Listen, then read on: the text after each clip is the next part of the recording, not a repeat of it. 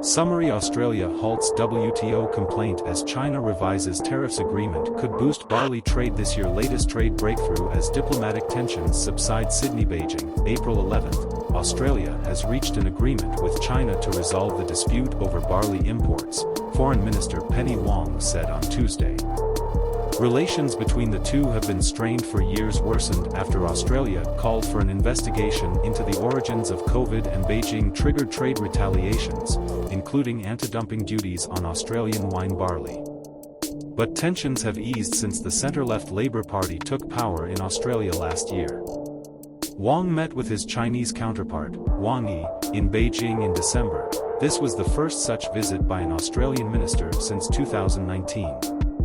China's purchases of Australian coal resumed in January, nearly 3 years later, and beef imports accelerated.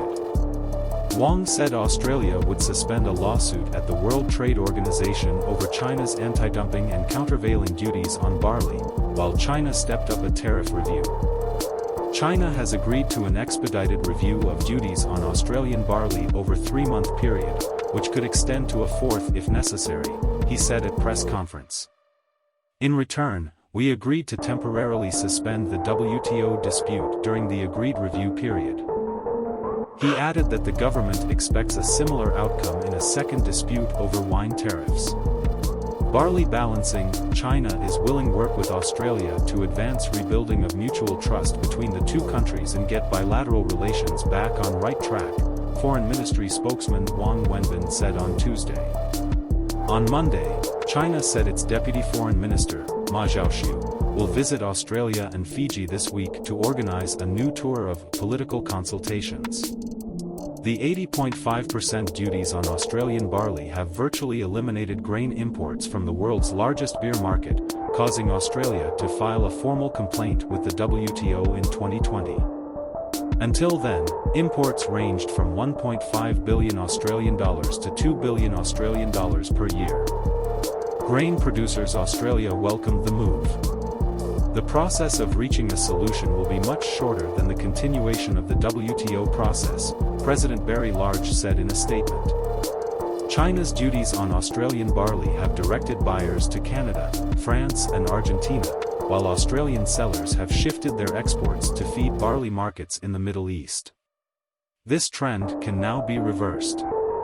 There will be rebalancing, said Brent Atthill, head of brewing consulting firm RMI Analytics.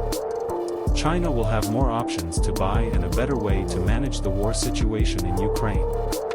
Zhenglong, managing director Malteurop, said that although most malt producers in China already have sufficient stocks for this year, a resumption of trade in a few months will allow Australia's new barley crop, harvested from October, to reach China by the end of the year.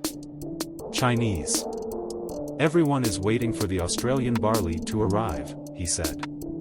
In France, new crop barley premiums had already fallen at the end of March ahead of negotiations between China and Australia. Australian barley appears to be returning to the Chinese market, which is bad news for other suppliers such as France, Argentina and Canada, said a European trader. News Alastair Pal Sydney Dominique Patton Yuluan Tian Beijing. Additional reports by Gus Trompais Paris Michael Hogan Hamburg. Fiction Clarence Fernandez David Holmes.